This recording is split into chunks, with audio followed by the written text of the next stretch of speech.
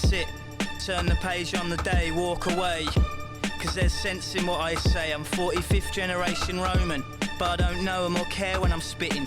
So return to your sitting position and listen, it's fitting. And I'm miles ahead. On the eve of Canada playing its first World Cup game in 36 years, as they say in American football, any given Sunday, what a day of World Cup it's been. Welcome to the show with no actual footy IQ, no actual pundits, no actual analysts, just a bunch of fans chatting as they were to be chatting in a pub.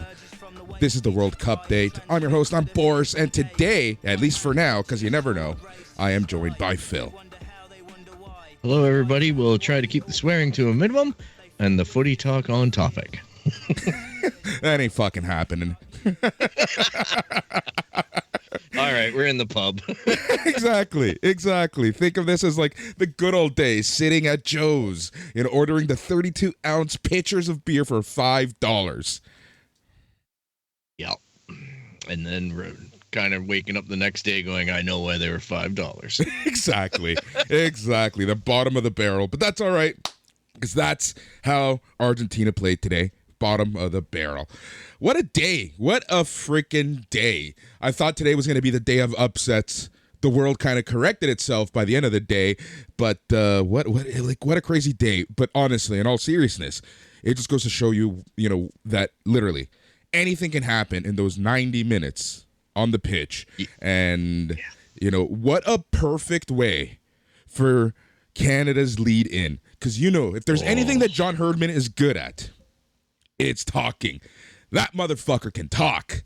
And that motherfucker has been able to talk his players into believing that they're much better than they really are, into winning CONCACAF, into the World Cup, into facing a hurting Belgium tomorrow. Dude, can you just imagine that speech that he's going to be giving to the boys right before they head out to the tunnel? I think he's been practicing it on TSN here in Canada because the guy's always got a mic in front of him, but I'll tell you, today was a perfect example of why I can get excited for a game tomorrow and why I'm scared crapless. Right? So we had the tale of two games, the tale of two underdogs, and two different results. So I could see us getting drummed out 4-0 or 4-1, and I could see us winning 2-1. You know what I mean? So I'm all puckered up about tomorrow now. That's for sure. But I'll tell you something. I was starting to tell you off air.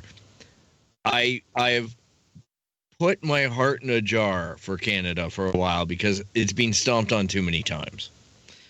And and I know through our experience with TFC that sometimes you got to do that. You got to separate yourself from the emotion of the sport and from the occasion. Yep. Right? And it's a skill that sadly we have learned many times. And I've many times, yes. And I have been employing it with this Canada run and just being like, nope, too many times being one game away from the Oct, one game from this, one game from that. Nope. It doesn't happen for us. It doesn't happen. We win CONCACAF and I go, okay, there's a spark there, but the internal, the Canadian dialogue in my head, the Canadian supporter dialogue is, don't believe the hype. You guys have heard me being a little bit pragmatic about tomorrow, but last night I'm watching, all the stuff that's being generated for Canadian television fans right now. And I got to say, I'm worried about getting emotional tomorrow. You're gonna worried cry about the occasion. Oh, I am. You're gonna cry. I was already you're gonna looking at the weep. stuff you're gonna weep like a little bitch. A moment. It's gonna be great. Yep. I cannot wait to read your messages tomorrow at 11 a.m. when the pre-show starts. Yes, 3 hours before the game actually starts. We are. This is like the fucking Super Bowl. We are getting a pre-show 3 hours before game time. 3 hours before kickoff. Because this is the same network, ladies and gentlemen, that carried the MLS final game and cut the trophy presentation to go to, curling. Like, it was just outrageous. I'm sitting there wanting to actually hear post-game coverage, actually see the trophy lift, and it's just boom, time cut, minor league sports. Yep. Like, what? And 3 hours tomorrow. Like, can you say that their contract is ending with the MLS? I can. Right? Exactly. Because as everyone should know, the MLS is going to Apple TV on an extra subscription. I cannot wait to see everyone freak out and see how that's going to work. But let's stick on topic. It's honestly 3-hour pre-show for a 2-hour game. That's 5 hours for 90 plus a little bit. We're looking at 100 minutes of football because that's what we've been seem to be getting here. And we're going to talk about that in just a quick second. But today's topic of the day, of the jour, obviously, should be Saudi Arabia beating Argentina. But let's be honest, we're both located in Toronto. Toronto's in Canada. Canada's in the World Cup, and for the first time in 36 years. We're getting a little excited about this game. Yep, a little bit. But so one of the things I was asked on another show, I don't remember which show, did a few, and it was essentially like, what the hype train is like here in Canada as, for the World Cup. And realistically, it was no different than any other World Cup, in my opinion. Yeah, you saw stuff here and there, but I feel like the hype train really started over the weekend. And right now you're getting daily half-hour to 60-minute shows on what Canada ate in the morning, right? At what time Jonathan Osorio went to poop. Like, it's insane, the coverage that Canada is getting at this point. Honestly, it's getting hockey coverage right now. Yeah, it's beating We used to coverage. complain about this all the time. Training camp could be on for TFC.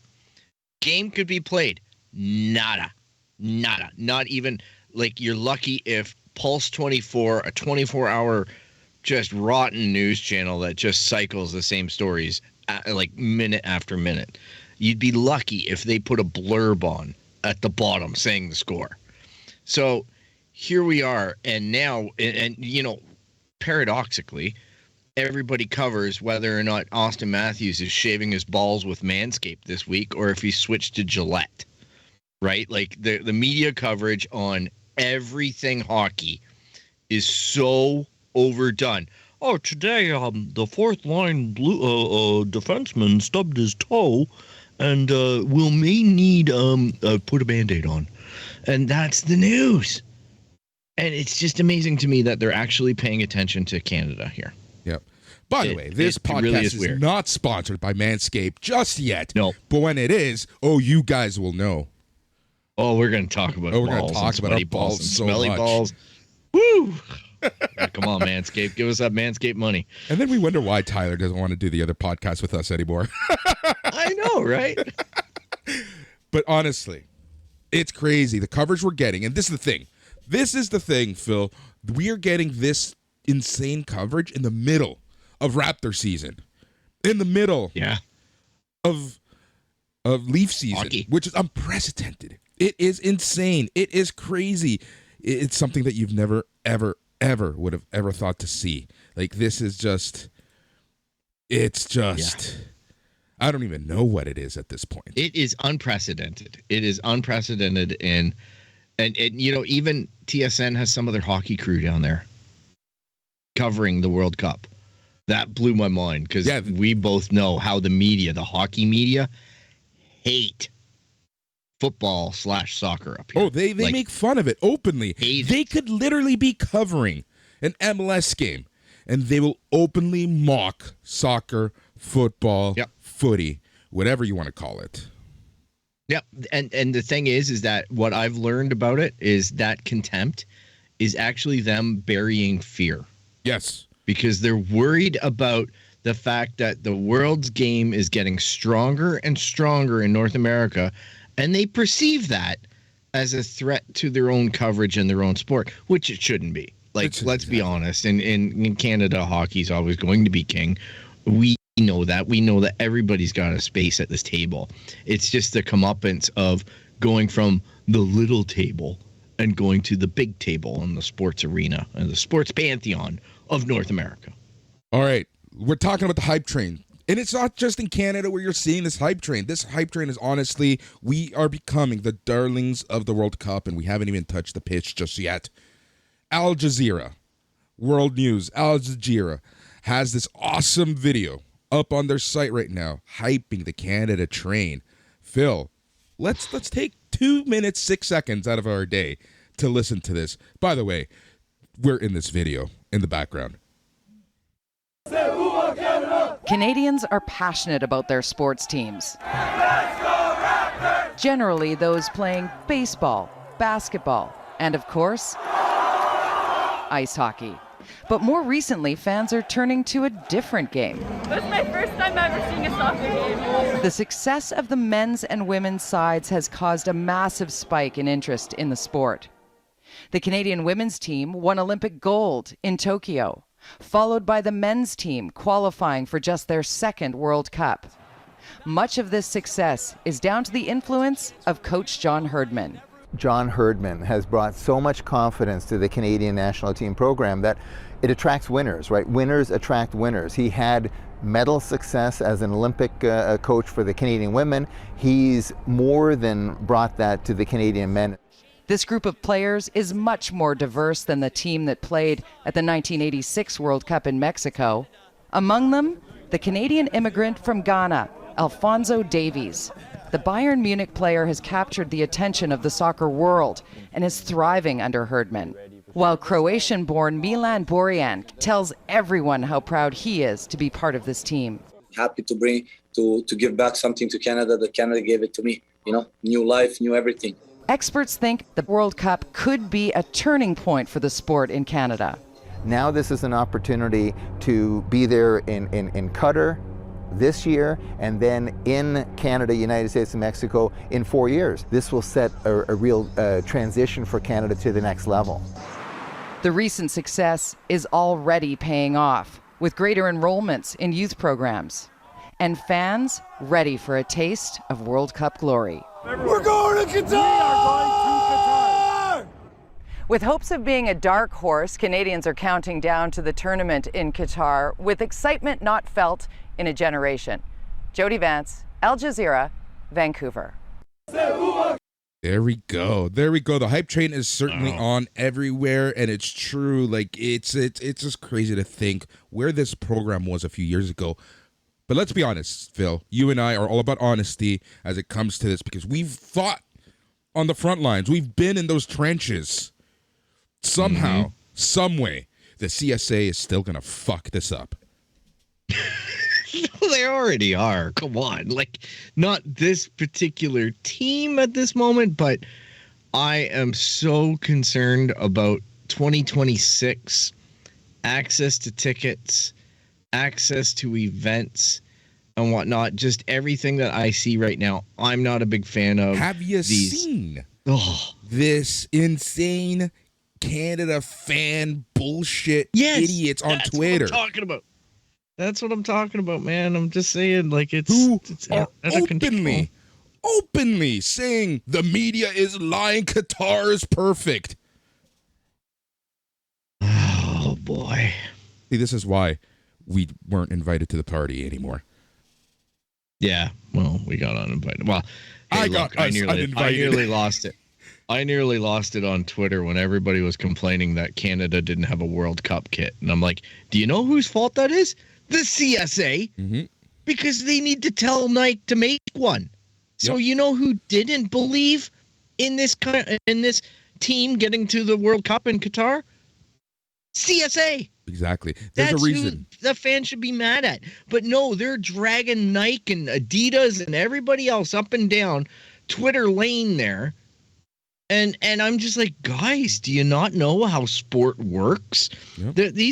And then secondly, guess what? Everybody's got the same freaking kit. Yep. How is the England kit any different, really, in material than any of the other kits? All the Nike kits are the same. Yep. All the Adidas kits are the same. How many times did we learn that with TFC? We'd get the preview on the World Cup kits because they would be our kits in the MLS. They were testing them. Yep. That's exactly how it was. Templates. Telling you. It's unreal. I'm telling you. But I want to spend $160. Give me that piece of polyester. Right? It's CSA. I mean, that's the thing that people don't realize is how far in advance these orders should have been placed. The design should have been approved.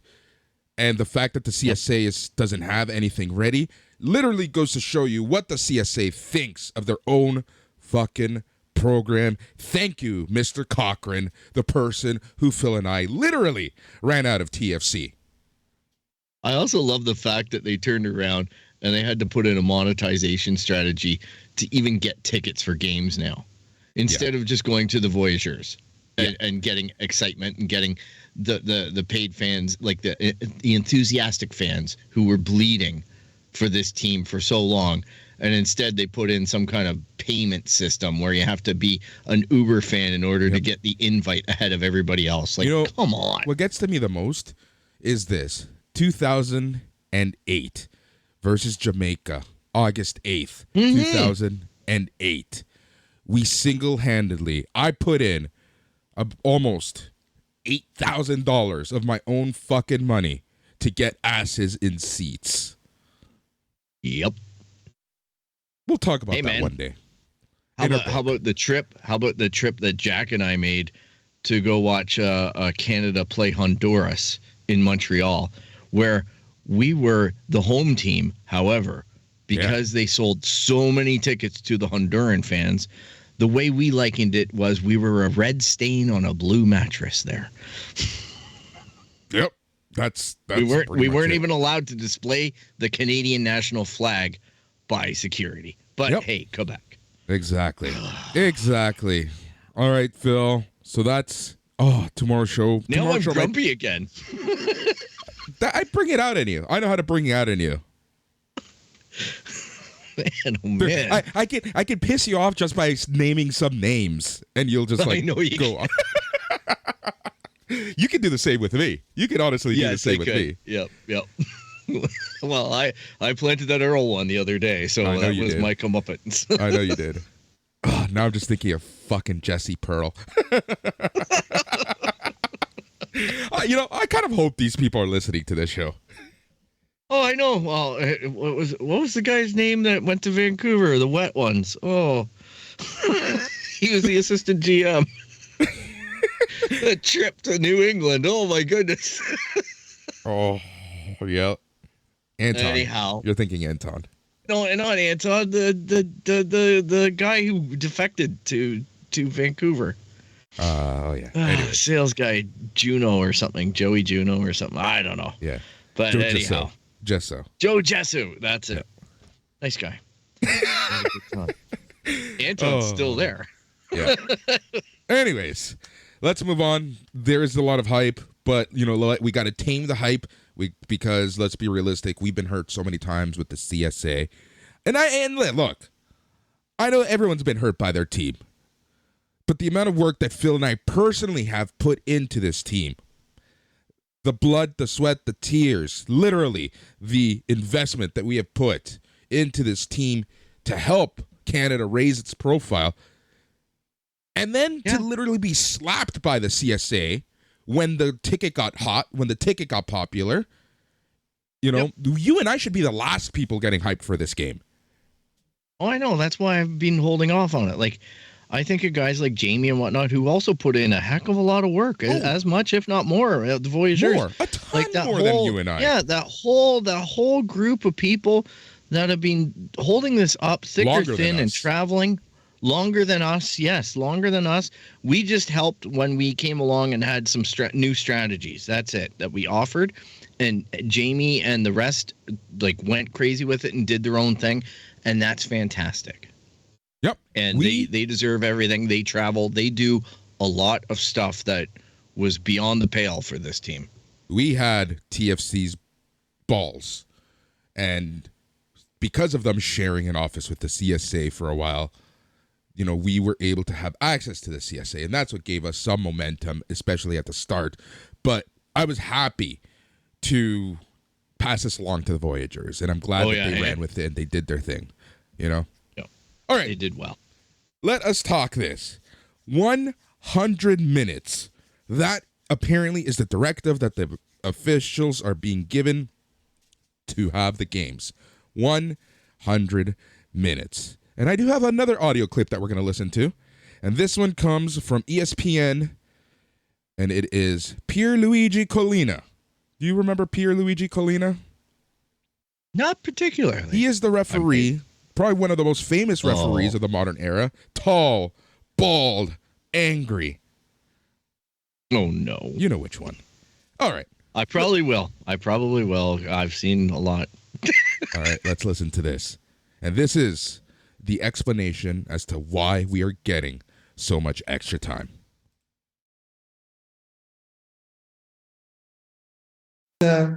Wasted time in a match, we should make a difference between the time wasted because of the game and the time wasted deliberately by players. The most important, the largest part is the time wasted because of the match.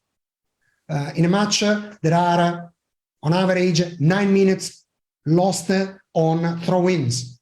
They are part of the game. What we already did in Russia, you may remember, is to more accurately calculate the time to be compensated at the end of each half. And in Russia, we told everybody, don't be surprised if you will see the fourth official raising the electronic board with a big number on it. Think a match where in a half there are 3 goals scored. The celebration normally takes 1.5 minutes. So with 3 goals scored, basically you lose 5-6 minutes for something that is nice to see for those who scored. So what we really want to do is to accurately calculate the time to be added at the end of each half. There you go. That is the explanation. That is the explanation. I don't hate that. No.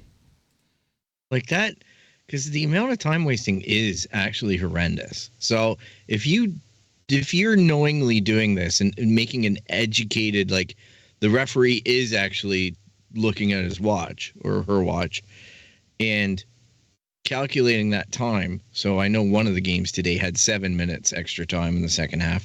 But if that's an accurate reflection of it, I'm quite all right with that because the players are working the system and they're getting away with too much. Like we all know that goalkeepers are there's a time limit on how long they can hold the ball in the box and not kick it.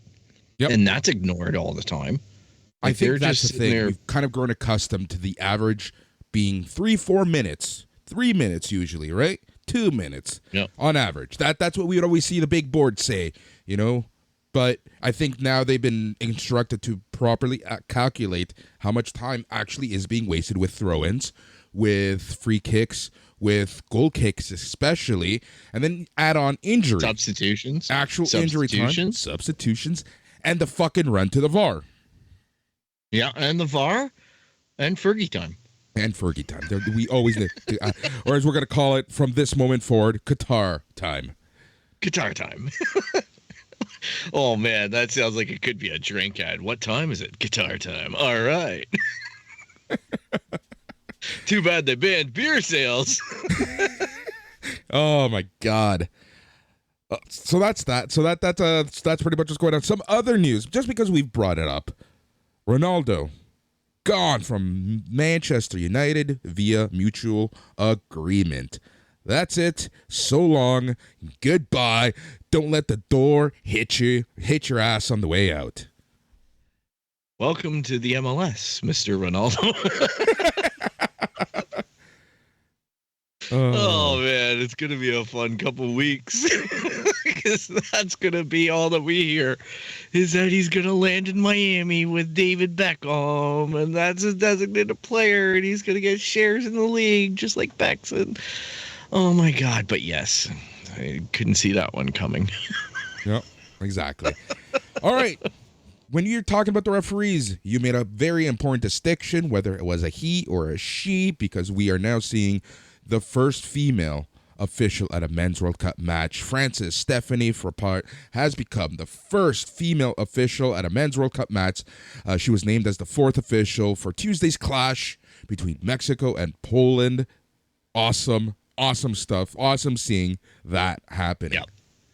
We've been doing that in the MLS for a while, and it is not a problem. And they're like, even the main referee, I've seen it be female in certain games and whatnot. And okay, blinds people as well. I'm all about that equality, and kind of ironic that is happening as a first in Qatar. Right. That's FIFA saying, look, we're good. We're good. We're not trash. We're not corrupt. No, another brown envelope, please. Speaking of FIFA, did you see that the president, El Presidente himself, has said he is willing to unite the world and create peace by giving a World Cup to North Korea if given the chance? This is not a Beaverton article. What? Yep. The Onion. This is in The Onion. This is not The Onion. This is not the Beaverton. This isn't even a figment of my imagination or my humor. Oh, yeah. Did this guy go to the same school as Donald Trump? Like, Ecuador's captain, Valencia, has an ankle injury. He's nursing it before the Netherlands clash. We'll see how that goes for him. Hopefully he is well to play for that game. Yeah. Whoo, yeah. More. Hundreds of fans are reporting World Cup ticket woes for a second day. what? There you go. Never. Dude, they've had to open a booth at every stadium called the Ticket Resolution Point. I read a Twitter piece last night that somebody got into an Uber. The driver was taking them back to their hotel or wherever they were staying, I assume, and took another Uber call on a separate phone. Got confused about who he was dropping off, dropped off the first Uber people at the wrong spot, and demanded that they pay him all the cash up front, or else he was calling the police and going to get them, deported from the country. Yeah. So, like, there's lots of fun stories coming out. I don't know how true they are. I don't know how verified they are, but man, you're getting these from FIFA. Goes back to the whole. Sorry, you're getting these stories from Twitter, right? Yep. Yeah. I'm just can't believe that there's no infrastructure to support this. Yep. It's not the place where we should be doing this, but man, oh man, I've even seen some stuff on YouTube that's just outrageous, but I will leave that for another time.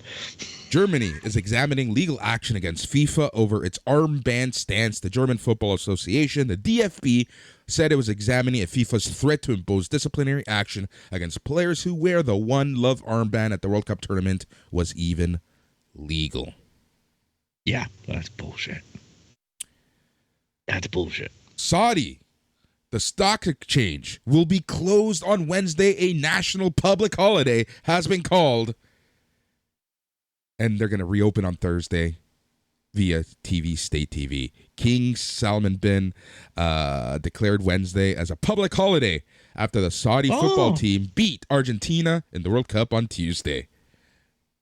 Heck, if we beat Belgium tomorrow, will our prime minister call a holiday? He would, but then our premier would say no. Yeah, get to work, fucking lazy fucks. Anyways, here's another fun one. Lukaku's out. Hazard is in. That has raised Canada's chances just a little bit for tomorrow. Hey, there's some good news. I don't know that I believe it, but the Belgium is slow in the back, and now Hazard is in there. So I'm like, there's some, we have some speed. It's all about our tactics and positioning now. But we'll know it in the first half how we're matching up and whether or not we can fight it out. Yeah. Just put Davies against Hazard and we're good. That's all we need to do. Just put Davies against them. Put Davies against them, David in front of them, boom. And Azorio somewhere in the middle. And we're good. We're good. And we're good. That's all we need to do. We got to figure it out. John Herman, nah, take a seat.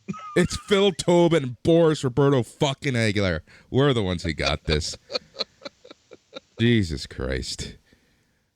We're already 30 minutes in and we haven't even started talking about the games because really there's only 2 games to talk about. Yeah, that's true. Huh? I didn't even watch the first one. I'm sorry. I saw highlights. I was up. I figured you would. 5 in the morning. Old man. Old man Phil. Yeah, I was sleeping. All right, so let's talk about that game. 3rd minute, we're going to be talking about Argentina versus Saudi Arabia. Everyone knows the result unless you've been living under a rock or at work in an office. 3rd minute in, Messi forced a beautiful save against Saudi's keeper, Al Awais. It was a really nice shot. Right away, you're thinking, oh crap, what is going to be happening? It was crazy. It was honestly freaking crazy. All right, 10 minutes in, Messi got a penalty and scored. He was just toying with the poor keeper, which is funny to watch. He's got the class. Messi. That made Messi the first Argentinian player to score at 4 World Cups. Nice. I like also Messi. Of note, the crowd was insane during this entire game. It was loud in there. Like, loud. Crazy that is loud. Proper home match, man. It's a proper home match. Yep. World Cup energy. 23rd minute. 23rd minute, Messi has a goal called offside. Very close. But again, if you're going to use technology, if you're going to use VAR, you have to call these down the line. Yeah. That's the way the rule book reads, so you got to do it. Yep.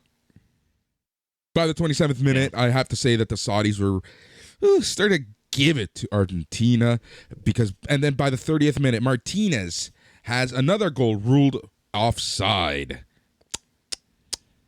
Yeah. They were peppering, but they were slightly undisciplined. Yep. The Argentinian fans at that point were bitching at VAR. Kind of funny. I honestly have to say it's funny. Of all countries in this world to not like VAR, it should be Argentina. But that's kind of funny. All right. That's baked into the national makeup. Yep. It really is. It really is. All right. Second half. What's going on in the second half? Saudi Arabia levels the game in the 48th minute. A shock from the Green Falcons that will have Argentina crying and shaking in their boots because they really were shaking in their boots after this. And I have to say that this rattled Argentina. Saleh Al-Shari with a beautiful finish. Not as good as the second goal, though, but it was really nice. Just wiped through the Argentinian defense. 48th minute, Argentina won. Saudi Arabia won. Saudi took the lead then in the 53rd minute. It was insane. It was crazy. Salam Al-Dwazari with an incredible curled finish after literally cutting through not 1, not 2, not 3, but 4 Argentinian players. The defense was non-existent. I felt like I was watching TFC 2022. Argentina goes up 2-1.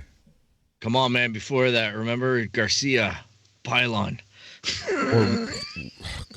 Or what was that TFC. Puerto Rican name? Marco Velez? Oh, Marco Velez, yeah. People, to this day, people still think that he was a good player. Oh, man. Pylons. 2-1, Saudi Arabia. And that's how it basically stayed until the end. But, man, Argentina looked frustrated. They looked angry. They looked nervous. The person sweating in that stadium the most must have been the Argentinian coach because, this is honestly, like, on all seriousness, this is probably considered one of the biggest upsets in World Cup history. Yeah, for a group stage round, this is pretty high up there, if not tippy top of it. Yep. That's a shocker. Yep. But again, all bets are off in especially football when you got the home fans, right? Like, it's congratulations to them because they had the energy, they brought the passion, and they caught the breaks, for an undisciplined Argentinian side as far as all these offsides go and whatnot. And it's just too bad. They play fast and they got to get their system down. Hopefully that's what pre-tournament is for, but it seems like they're getting the rest off a little bit still. Yep. I'm sure they'll bounce back and do all right in the rest of this. Yeah, I'm sure they will. And let's be honest, right? Let's give Saudi Arabia this one. They looked pretty good. Their goalkeeper, amazing. And they just look pretty damn good. By far the best looking team from that area. The best Asian team, 100%. So let's give them all the credit. Yep. Good job. Good job, Saudi. They deserve the day off tomorrow. All right. Let's talk Mexico-Poland. Really, this match had nothing up until, well, I guess what was that? The 60-something minute, 68th minute or something like that. But let's talk about this. Lewandowski has yet to score in a World Cup. How crazy of a stat is that? This guy can score with his eyes closed in club play, but has yet to find the back of the net in the World Cup. Hey, man. World Cup, man. Defenses step up, right? That's the MO. You need to have the strong defense.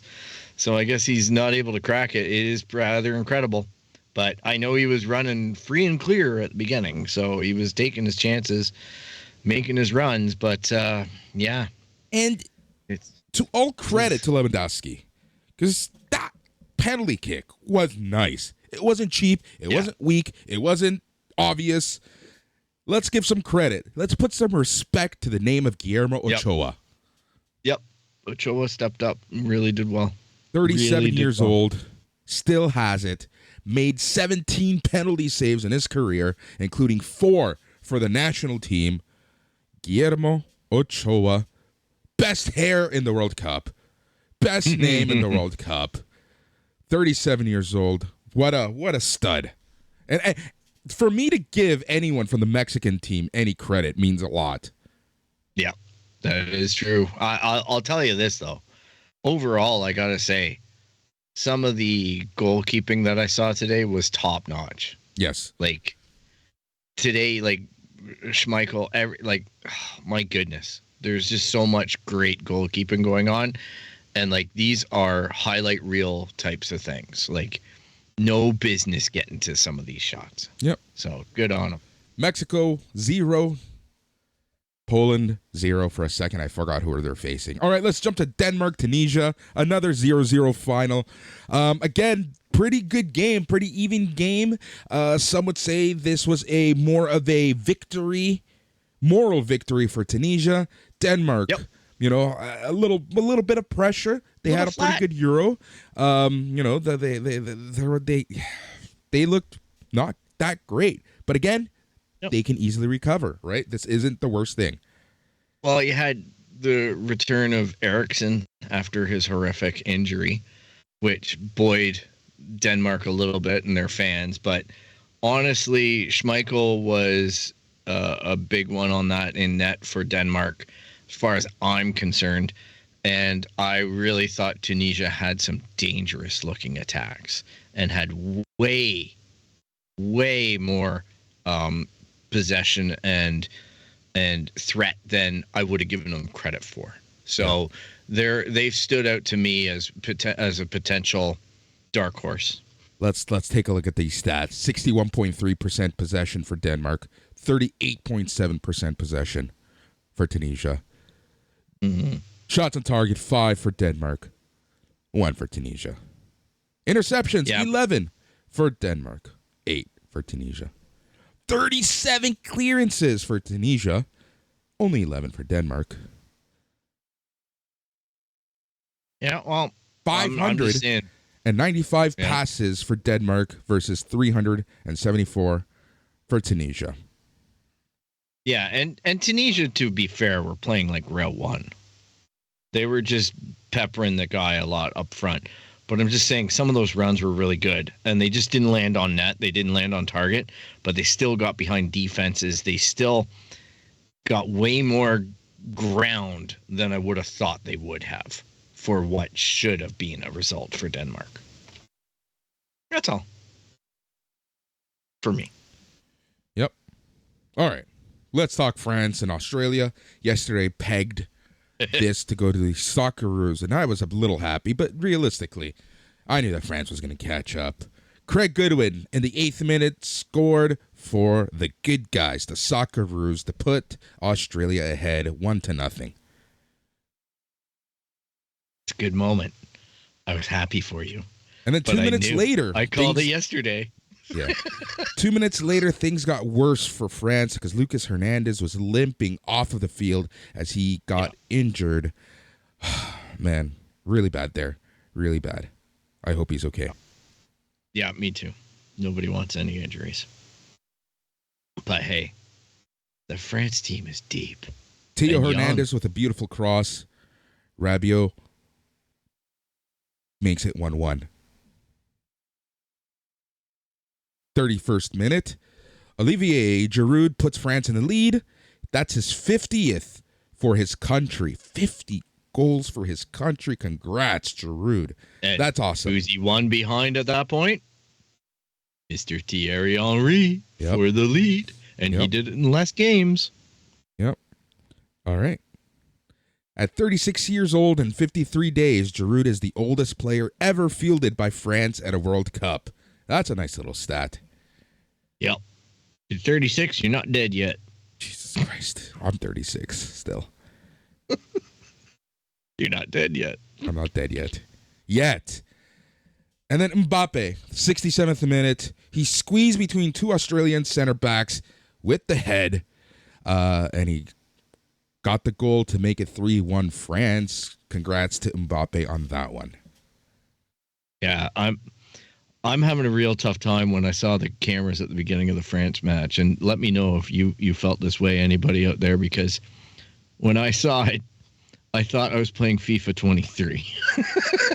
Because I'm like, oh, that's... And then I'm like, oh, okay, I get it. Yeah, that's a video game and this is real life. But, man, so close.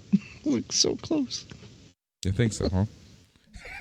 Well, I'm just saying. I know. I told my friends, they were like, we're looking for streams for the World Cup. And I'm like, oh, I got it on my TV. I'm like, maybe look at YouTube. Because a friend of mine, she told me that she's watching it on YouTube. Yep. They all go to YouTube and they're all watching live streams of FIFA 23 simulating the games.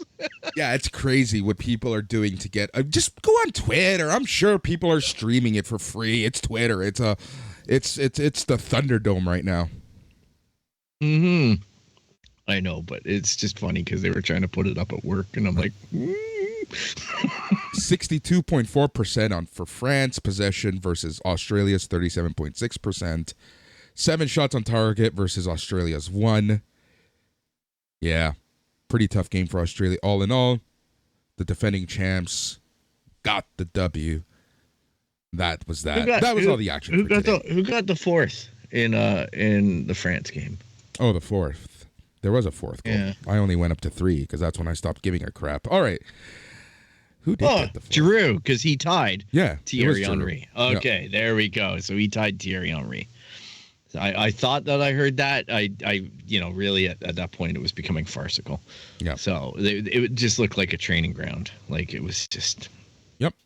They weren't even putting the balls into. They just had to direct it towards the net, and with enough force that. It was like they didn't have to put anything extra on. It's like, okay, yeah, it's just going in.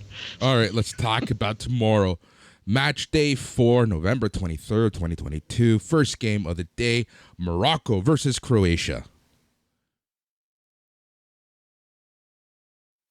Croatia. I'm hoping for, okay, my heart says Croatia. Sorry, my heart says tie. My brain says Croatia. Oh, I'm going Croatia on that. I'm gonna say 2-1, 2-1 or 3-1 Croatia. All right, the next game up is Germany versus Japan. I liked Yorkie's breakdown that he has belief in Japan, and they aren't terrible on the sheets. And, last week was a warm-up against Canada, but I think Germany's got this one in the bag, I hate to say. Same here. I think Germany's got this one. Next game will be interesting. Spain versus Costa Rica. Spain should win, but you just never know what Spain is going to show up, and you never know what's going to how good or bad. Yeah, exactly. They got the last CONCACAF spot, I believe. Yep. They were on by shoestrings. Yep. But that being said, they have it in them to come up with some pretty brilliant play. Yep. It just depends on whether or not Spain is feeling rusty and flat or not. Yep. Depends how much jamon serrano they had for breakfast. Yeah, and you know what? It really comes down to if they get shell-shocked like whatchamacallit did today, like Argentina. Yep. I just find that they play a very highly pressured, skilled passing game and ball movement game, and if they're off, if they're getting offsides on everything and whatnot, then they're going to struggle with any adversity. Yep. All right. And then the main event, Belgium versus Canada. First time in 36 years for Canada versus the frauds that is Belgium. My God, I'm going to be either throwing up in the toilet or watching. As long as you're not eating off the toilet after you throw up, we're good. It's not going to be a productive afternoon at work. I'm sorry, everybody. It's going to be, yeah. You know what? I hope. I'm going to say Canada, but I'm okay, Phil, let's be honest here. You said it best. I will be happy with a goal for Canada. If they score a goal, especially in this game, and I think that no matter what happens in that game, if we lose or if we win or if we draw, if we score a goal in that game, I think that we have a fighting chance at the other two games. Yeah. Because I think our keeper is originally from Croatia. From Serbia. From Croatia. Serbia. Okay. Yeah. So he's going to be motivated to have he's always great anyway. Like, that man has single-handedly saved us. Here's the thing about Canada. Yeah. Just let's realistically talk about this, and like all joking aside, all biases aside, Canada did have some issues during qualifying. I saw this in person a couple times, especially at Tim Hortons Field in Hamilton. You know, they coughed up possession a lot. The midfield coughed up possession a shit ton. They were playing the long ball game in the middle of winter. Not a smart tactic. And then they started passing, but their formation was off, and they coughed up the ball in the midfield a lot. You cannot allow Belgium to do that. So here's what Canada needs to do, and we talked about this already. They need to find Belgium's weak side. I think we know what the weak side is for Belgium, and they have to capitalize and move the ball and just constantly move the ball, because Belgium is a slightly older team right now. Get them tired, and I think that's how we're going to score against Belgium. Yeah, and you know what? Good teams, you know what you do? If your passing game is on, make the other team run after the ball, because you're controlling where the passing's going. If you tire out the aging Belgians, like you're pointing out, they're chasing the ball. They're tired for the rest of the game. Guess what? You're going to be able to, like, no matter what kind of substitutions they get, you're probably going to be able to fight it down. Yep. You know, you're going to be able to counter. Yep. But I'm going to say that, you know, despite our helium inhaling, high as a kite predictions and hopes and dreams and hearts and mouth and everything like that, I'll just be glad with a goal tomorrow, like you say. I'm not expecting here first. What are you having for dinner tonight? What's on tap for dinner? I think, actually, because I've been eating soup lately, I don't want to have soup, so I'm going to eat some chicken wings. Chicken wings? Air fryer? Yep, air frying the chicken wings. I got some pinties. Toppings? What topping are you going to do? Like Cajun, lemon, dry rub, or wet? The Cajun is a dry rub for me. I'm thinking the dry rub, but I might do. There's a whiskey sauce in there. Ooh, and it's the pinties ones are very good. They're expensive. I know what it's going to taste like tomorrow if I throw them up. All right. More important question: What are you going to have for breakfast? Like, what's Phil's plan leading into 2 p.m.? Oh, believe me, there'll be no breakfast. There'll be maybe I'll have some soup for lunch. I'm going to have an empty stomach. Yeah. And then the nerves are going to kick when that pregame show starts. Yeah. At 11 a.m. Eastern. Yeah. Then I'm just going to be a write-off, I figure. And then the national anthem, I'm going to be in tears. And if we score, something's going to get broken.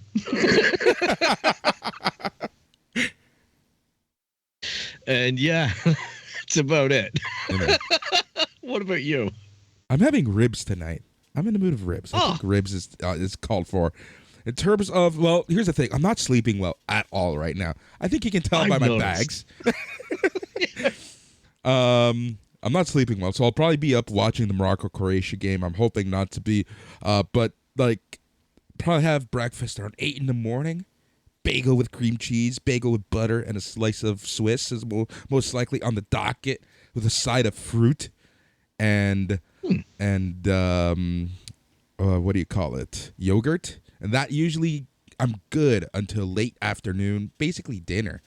I try to have a good breakfast and a good dinner and nothing really in between outside of like water and shit tons of coffee. Water. Shit tons of coffee. I stopped drinking coffee. Who are you? I know. I've been giving it up for about 3 months now. Yeah. I don't know what's going on, but it gives me acid reflux all of a sudden. Well, you're old, so it would. I know. I drink water now. Oh. Yeah.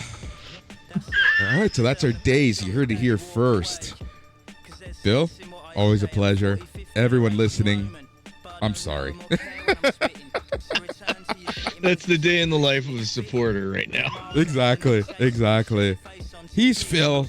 I'm Boris. Until tomorrow, stay safe, watch safe, be safe, stay tranquilo. Good night. All stare, eyes glazed, garage burned down, the fire raged for 40 days and in 40 ways. But through the blaze they see it fade, the sea of black, the beaming heat on their faces. Then a figure emerges from the wastage, eyes transfixed with a piercing gaze. One hand clutching his sword raised to the sky. They wonder how, they wonder why. The sky turns white, it all becomes clear. They felt lifted from their fears. They shed tears in the light after 6 dark years. Young bold soldiers, the fire burns, cracks and smoulders. 5 years older and wiser, the fires are burning on fire, never tire. Slay warriors in the forests and on higher. We sing